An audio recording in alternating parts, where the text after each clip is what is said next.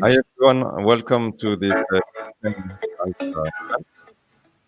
I'm Karim Begir, the co-founder and CEO of InstaDeep, and we're here together.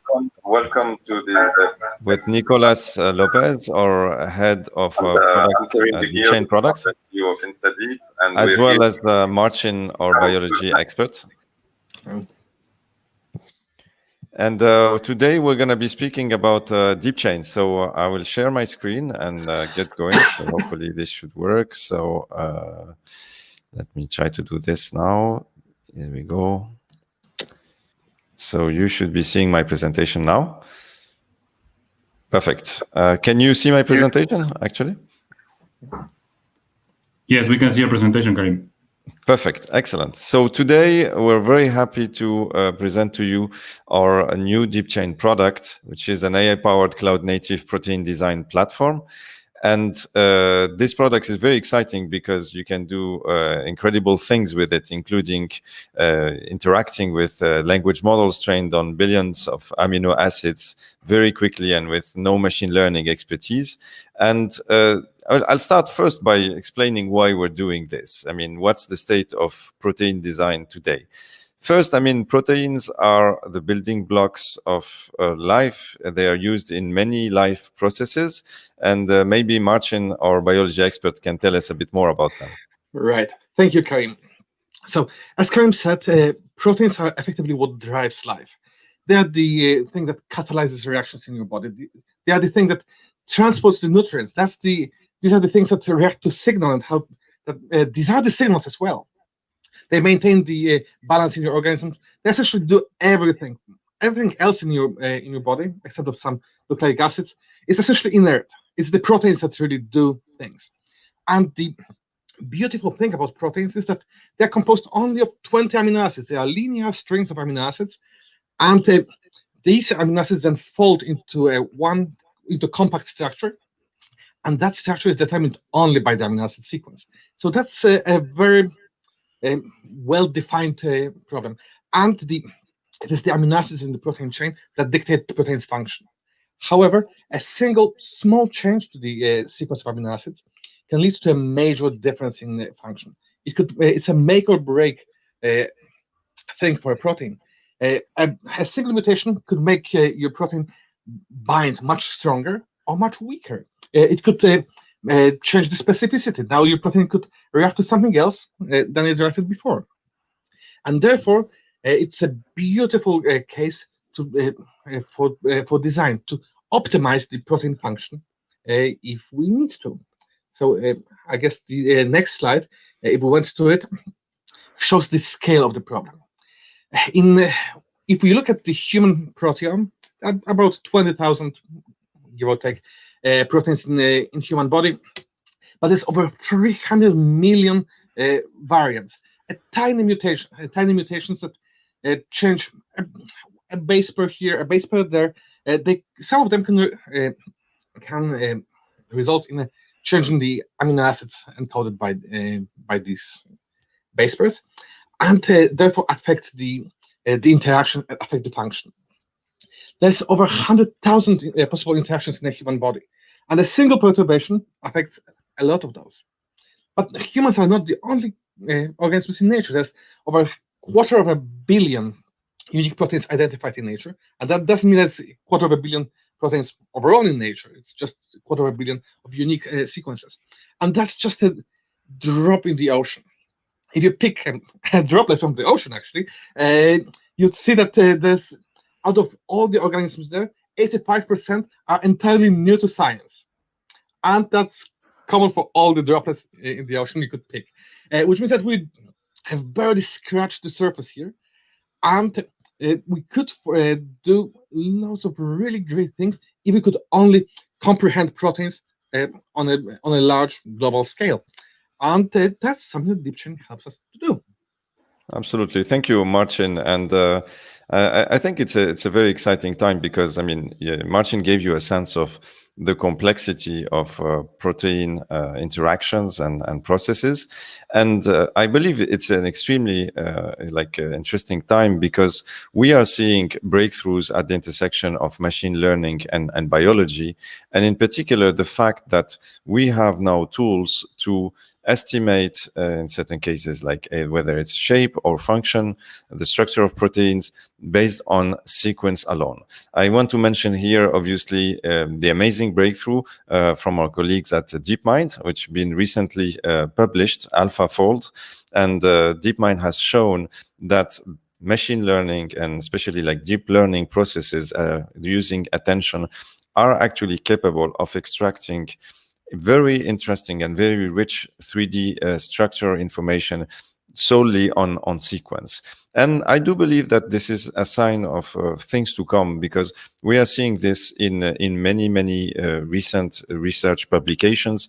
I want to mention also this one from Rives and all from Facebook AI Research, where clearly the case is made again that you can actually understand and learn very useful representations based on a sequence alone and basically amino acid sequences alone. And that is extremely interesting. That means that today we have the capability with machine learning models, particularly transformers built on attention, to extract and give to users, give to biologists, extremely valuable information very quickly. It's all about bringing in things together. And really, this is at the heart of what DeepChain does. And so if we look at like, why did we build DeepChain? What's the focus behind it? It's really this notion that today, protein design is very challenging. It's computationally expensive.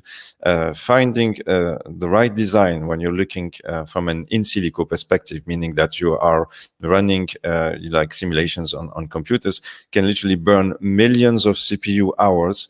It still is a very manual process that relies on human experts. Should you design this mutation to find the right protein target or another, is still driven in many ways by human expertise and manual processes and or computational brute force.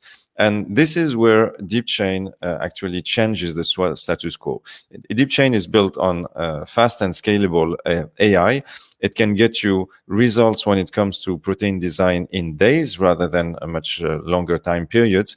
And importantly, it learns from biology and from first principles.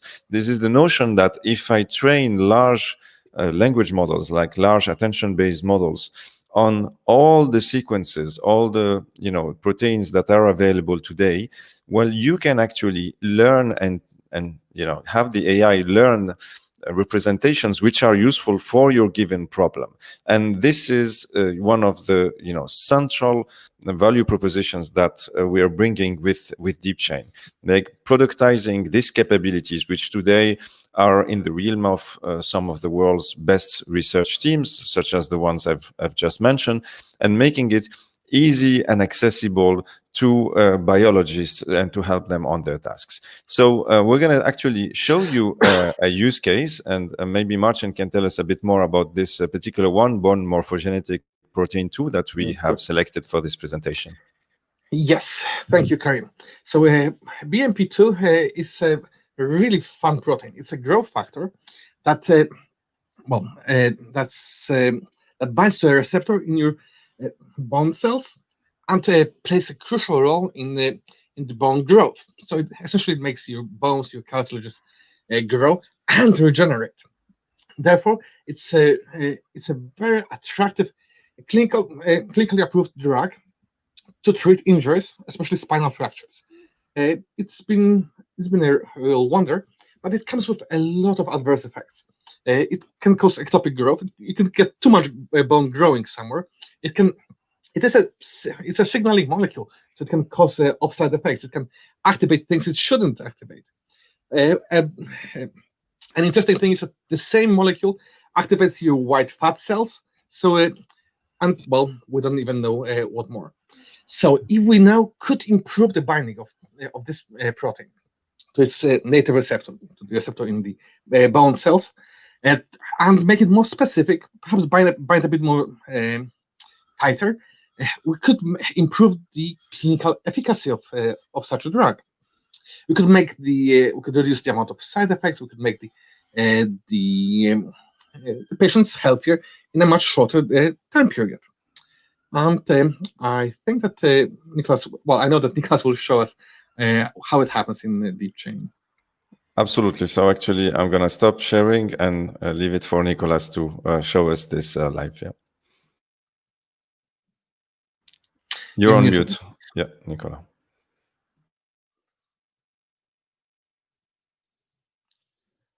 Yeah, thank you very much, Karim. Thank you very much, Martin, for your introduction. As Martin said on the last bullet point, a very use for DeepChain would be to improve binding between a binder and a receptor. In the case of the example presented by Martin, the protein is the binder, the growth protein is the binder, and the receptor is some receptor in a human cell surface. What are we going to do with DeepChain? Actually, Nicholas, if you can make your screen full scale, if possible. Yeah, can you see it here? Is it better? Yes, now it's yes, better. It's better. Yeah, perfect. Okay. So a typical workflow on DeepChain, as Karim explains, consists on 3 different stages. The first stage will be to analyze the sequence of the protein itself, which we are showing here. We can see that in the structure there are 4 different chains. 2 chains represent the protein and 2 smaller chains represent the receptor. And what we are intending to design is the protein. In particular, we are trying to mutate residues in the protein that will optimize the binder with the receptor. As I said, we can display in DeepChain the 4 different chains as a sequence here. And we can actually interact with the selection and see how we like some sequences, in this case on the receptor, but we could shift into the actual protein, as you see here, and perform a selection, interact, zoom in, and we have a full 3D display of the protein. This is based in state-of-the-art technology powered by OpenGL, WebGL, and it's based on one of the most important projects on protein displaying at the moment, called Molstar. The first thing we are going to do is we are going to have a look at all these 3 sequences. When we upload a file into DeepChain, we automatically have this analysis of for each position in the sequence, which is the probability for each amino acid. Here we see the chain A, which is the actual growth protein, and we see per position, for example, at the beginning, that M has a 30% of a probability. Maybe Martin can comment on why this is. Yeah, so thank you, Nicholas. Well, the model that we're using here is not a model that's based on search on any sort of a sequence database. It's a model that understands proteins as a whole, and therefore it assumes that the first letter of the sequence should be a methionine, and it says that okay, apparently there isn't that much of a bias here, but if I were to guess, I would think that methionine is a bit more likely than anything else. What we see in this heat map is that there's a lot of positions in which most of the letters are blue, deep blue, which means that they are not preferred at all, and just one position is red, which is the most preferred native letter, native amino acid. However, we see some positions that are slightly more variable, which are yellow and blue, and crucially is that what we see is not really just single-site frequencies. It's not something that you could derive from a search on a database, but rather conditional probabilities of this position of adopting particular amino acid given the rest of the sequence. And while it matters less here, it matters a lot when you analyze effects of multiple mutations on the protein. So thank you, Martin. To recap, we pre-trained transformer models, language models, in billions of protein sequences. So we train this system where the AI knows what's the language of proteins. We send the sequence available from the structure, from the PDB file, and we see what the transformer thinks are the probabilities per position. Of course, the positions that are of larger probability will be the native amino acid, right? The wild type. We can show this quite clearly with a bar plot. In the bar plot, we exclude the native probability, and we see that there are zones where the native probability is quite large and the probabilities of mutations are quite low.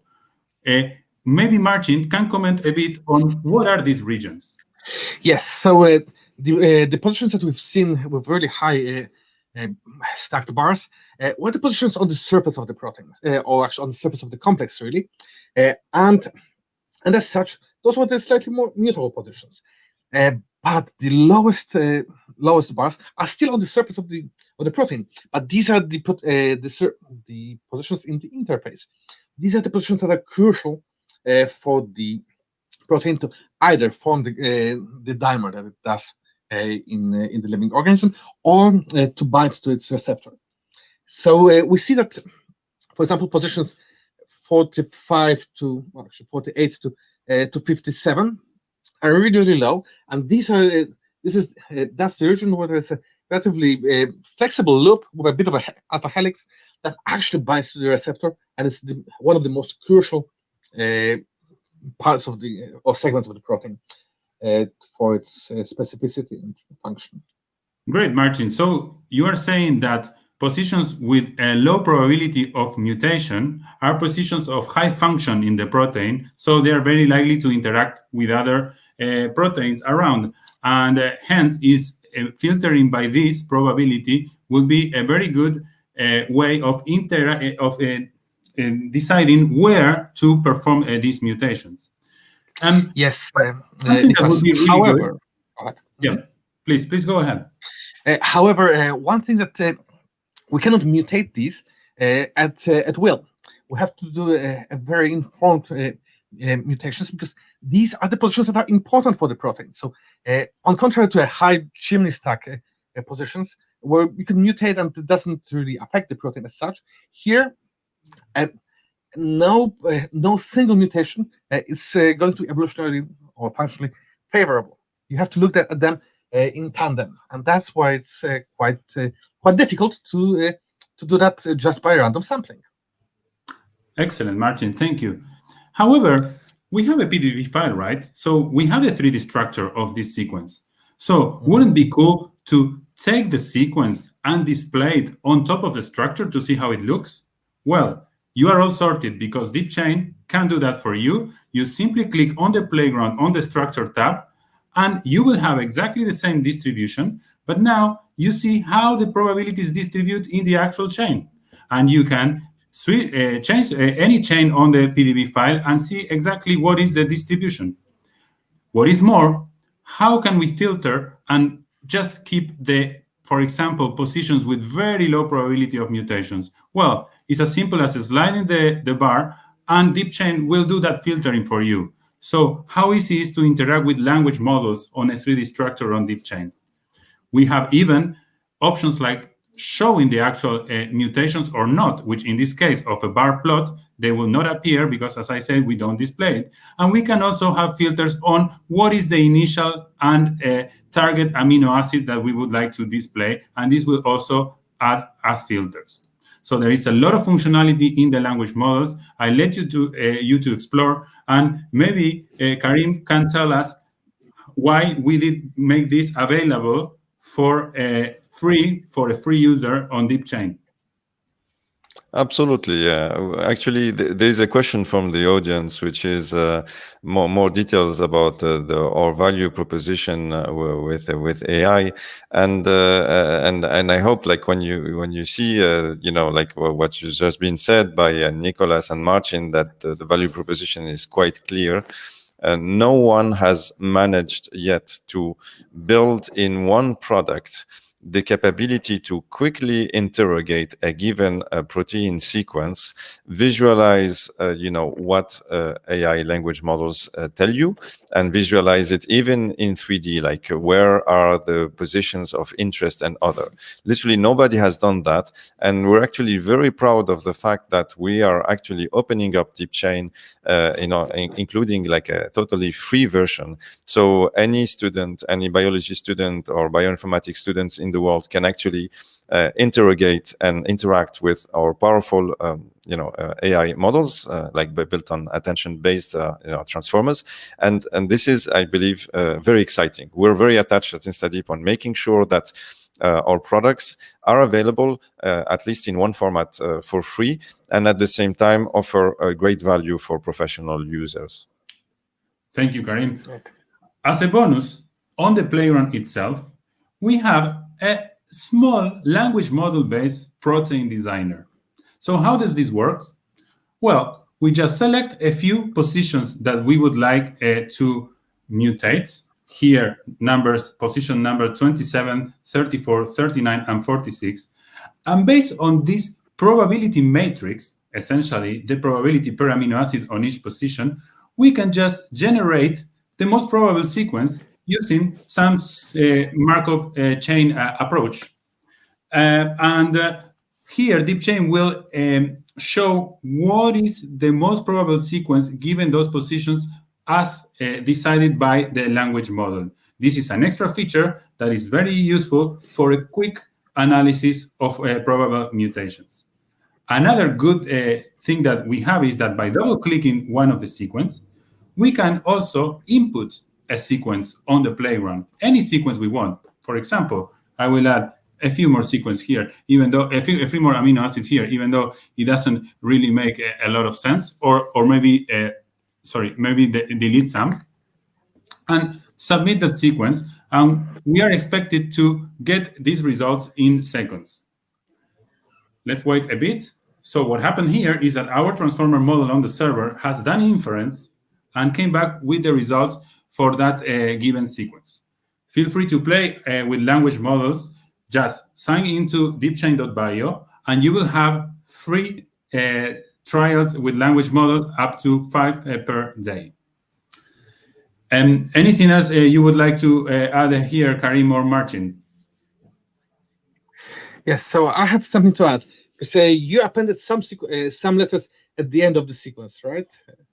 Here, or yes, is what we see is that the model has detected on its own that the additions that Nicholas has done do not really make sense in context of biology, and as such, we see that the heat map got a bit more diffuse, and the positions that he has modified essentially had a flat probability distribution, because the model said, no, these are not what I expect.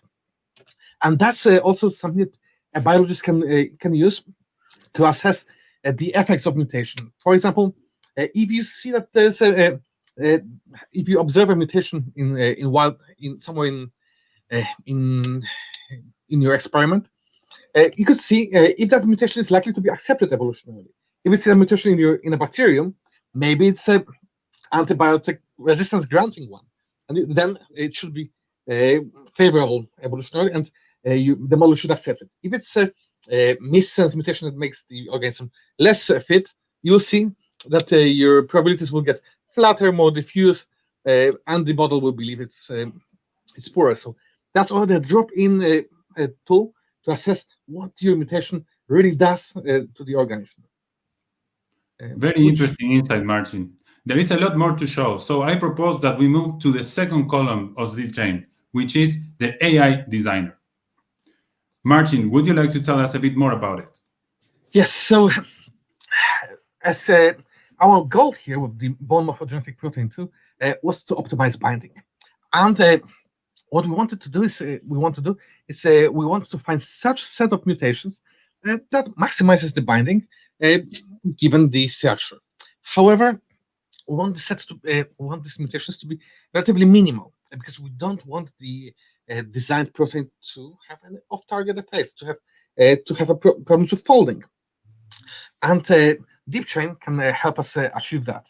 It's able to, through the AI models behind the scenes, it's able to find such a set of several mutations, even given a relatively large interface, that result in a stable, well-binding complex. And Nicholas can show us how to do that. Great.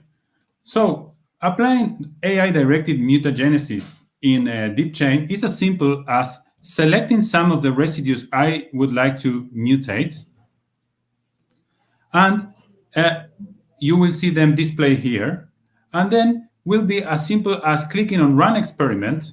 However, here I'm on the free version. I can switch to a pro version to show how it works. The free version does not allow to run the experiment, but you will be able to just select some of the some of the residues, and wait for 24 hours until DeepChain will start mutating those residues until it finds a much better binder, if it can, in a possible local maximum of binding energy in that sequence space.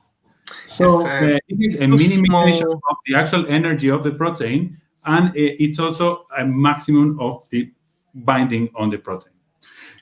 Martin, would you like to comment a bit more about the side-directed mutagenesis? Yes, and I have also a comment on the AI-directed mutagenesis. In both cases, with the AI-directed mutagenesis and the side-directed mutagenesis, what we do is we do quite an involved optimization, and it's not only a local optimization. So it's not just that we repack the side chains and see if they fit. We're DeepChain is simulation based, so it really looks at the protein complex as a whole, which differentiates it from a lot of other solutions that may try to achieve similar approach. And with the side-directed mutagenesis, we can achieve a similar effect as we did with the language models. So we get to see what effect a particular mutation would have, or a set of mutations would have on our complex. Using the same involved optimization algorithms that power AI-directed mutagenesis, we can see with quite high precision rate how good or how bad a particular mutation is for our complex, and that allows us to once again verify the observed polymorphisms computationally. Now, not in terms of language models, but in terms of biophysics.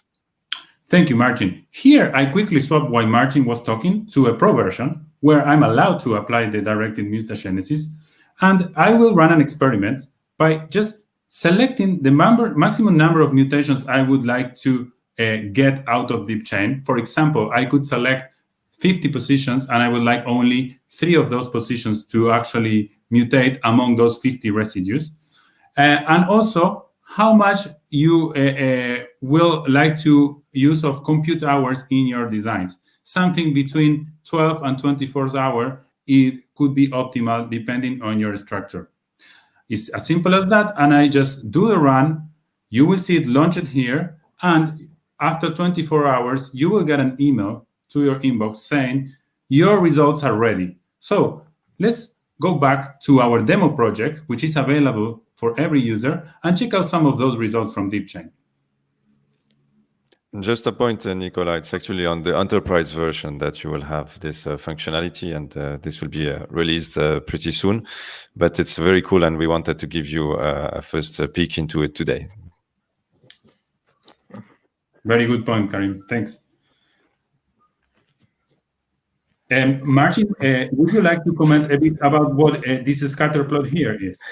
Yes. So DeepChain is based on, as I said, on simulations, and as such, we're trying to optimize the binding energy. And what we see here is in yellow is the binding energy as computed for the input structure. However, well, DeepChain has internal quality criteria, so we try to make the input structure as good as possible. We sort of do a lot, actually do a lot of sampling to find the local energy minima that it can adopt, and these are the ones in green. And then DeepChain tries to optimize the sequence, and these are the blue dots. And what we see is that even with a relatively small run, DeepChain was able to find such designs that result not only in a better binding energy as such, so the dots that are further to the left, but also in the designs that have a better relative binding energy, which means that they are potentially binding faster and binding more aptly. And all of these designs can be interrogated by either clicking on the point on the graph or clicking on the design in the list, and then all the tools in DeepChain can be applied to them. Great. It seems that DeepChain has found a design where the mutated residues are quite happy, at least in terms of gives delta G's, gives delta free energy. So that's great, but how can we cross-validate these results and say, I wonder how would this look like in a molecular dynamics simulation? Well, DeepChain you are sorted with DeepChain because by just going to the molecular dynamics simulation, you can, for any result found on DeepChain, run that simulation, and again, after 6 or 8 hours, you need to define the time steps and some initial conditions and boundary conditions. You will get the molecular dynamics simulation with a plot of the kinetic energy of the structure as a function of time. Here, we get one of these molecular dynamic simulations. This is running GROMACS on the backend and getting back the results and downloading the trajectories for you so you can visualize them. Here, we see how it looks. This is not a video. This is an actual 3D plot that we can rotate, zoom in, zoom out, and even change the appearance. And for example, we could change the actual aspect of it by, for example, looking at the sidechains. If I, for example, click on some of the configurations on DeepChain, you will see that I can change this cartoon representation for something like more fun, like, for example, ball and stick. And of course, in my small laptop, it might take a bit of time to render, but you can definitely play this as a ball and stick simulation, and you see the actual behavior of this molecular dynamics run. Martin, maybe you can comment a bit on what is happening.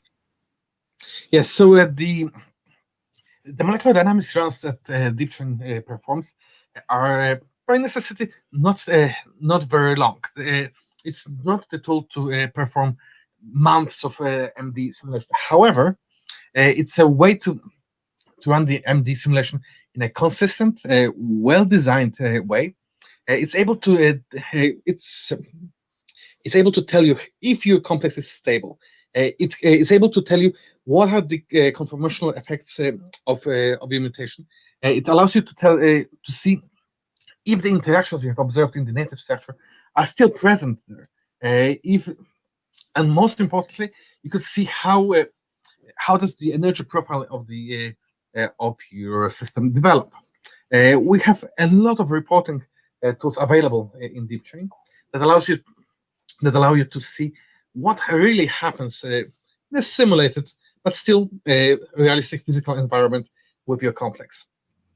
So in here, what we see is that the complex is quite stable. We see that that's, I believe, the total energy of the complex is gradually decreasing, which, well, it's in the course of 15 nanoseconds, which is already a good indication that the design is sensible, not only from the point of view of our target functions, but also from the point of view of physics. And that's we believe that's it's going to be quite useful for any one of us. Absolutely. And for me, like the key thing is that you have in one platform the ability to explore with, like evaluate with language models, different like mutations that you're interested in, but then have the fully autonomous system figure out new mutations of interest that minimize certain target energy profiles. And finally, with MD simulation that Nicola is displaying here, you can actually have one first form of in silico validation of the particular sequence that you have designed, because literally these are simulations, as Martin described, which are very accurate and gives you a sense of what is happening to those macromolecules. So having everything together basically accelerates significantly the process, like the design process of a biologist. And this is something that we're quite excited about. So thanks a lot for the presentation, Nicola. And maybe I can quickly revert to the presentation that we had. Just share my screen again. And so to summarize, we just saw the live demo of the product. We had the playground where we could essentially interact with language models which have learned all biology basically on all available protein sequences. We're talking about hundreds of millions of proteins here, if not more in certain cases. And the AI designer, which we gave you sort of like a preview, it's not available yet, but will be available soon, is this idea that you can fully autonomously design new sequences for the given energy minimization target that you are interested in, and finally molecular dynamics, as we've seen. So if we were to summarize what's the value added of DeepChain, really, it is the fact that you are having very powerful tools to move much faster into designing the protein target you're interested in. We're talking about up to an order of magnitude faster, and you can, in certain cases, have actionable results in 24 hours or less, with a fully autonomous decision-making AI system. So that is quite exciting. Not only can you test your given mutations, ones that you have a prior and believe are interesting, but the system can essentially manufacture new sequences, new mutations on its own. And finally, as we discussed, you can validate this with complex molecular dynamic simulations. Now, the best part of all this is it's happening very quickly on DeepChain, but you do not need to have machine learning expertise. You do not need to get into the details of how the GPUs work. We've spent significant amount of time refining our structure, which is powered by NVIDIA GPUs. And we're quite excited about presenting and offering this product now that makes it available, and you can basically go through all those functionalities effectively, seamlessly, which we believe is a big deal. I want to mention also that this is not just simply an integration of platform exercise. DeepChain is backed by genuine new AI research and innovation. We're actually very excited to present basically the research we've just done and we're presenting actually tomorrow at the NeurIPS conference. We are presenting this work in 2 workshops, ML for molecules and ML for structural biology, as well as in the COVID-19 symposium. So this is not about the COVID vaccine, it's about designing in silico, which means with computers, a therapeutic, a potential cure, using reinforcement learning, which is, this breakthrough decision-making AI technology on which our company, InstaDeep, has a lot of expertise. And so we're very excited about this research work that we are presenting in collaboration with BioNTech, the biotech leader that is quite known. And I wanted here to say also that DeepChain is trusted by industry leaders. BioNTech, as I just mentioned, which has been recently in the news thanks to their fantastic work on the COVID vaccine, with the BioNTech Pfizer COVID vaccine, and also with NVIDIA, which is a leader when it comes to GPUs and infrastructure. So we are proud at InstaDeep to be trusted by such leaders in their fields, and we look forward to continuing to build build great collaborations in the future. So to quickly wrap up before we take some questions for today, I just wanted to present like how the different options that are available for DeepChain. As we said, we have the playground, which is available for free in limited format. And again, this is sort of our mentality at InstaDeep to make those AI breakthroughs available worldwide to students, people interested in learning more about biology and AI. So the playground is going to be available in a free version with some limitations, of course, but it will be free. And we have a pro version where you can explore much more thoroughly the power of those attention-based AI models in biology. And this is a first, and we're very excited to bring this product to market. So at the moment, we are pricing it at $99 per user per month. This is an early bird pricing, which is available until end of January. And so, this is an exciting point to get started on DeepChain. And importantly, as we mentioned, we will be bringing in also an enterprise and elite version.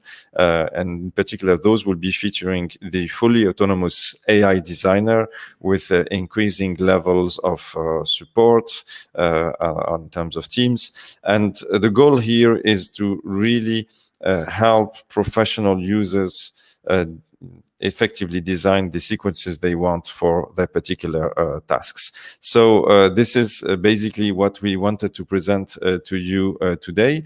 If you are interested in bioinformatics, biology, and AI, feel free to contact us. We are hiring. InstaDeep, the company behind DeepChain, has been recently named in the 100 most promising AI startups in the world, and we're very excited by bringing world-first products such as DeepChain today. We hope you can try our product, get a sense of how it works, and of course, we'll be very happy to answer your questions both today but also in the upcoming days. So I'll stop in here, and we're very happy to take some questions if we have some from the audience. So don't hesitate. Yeah.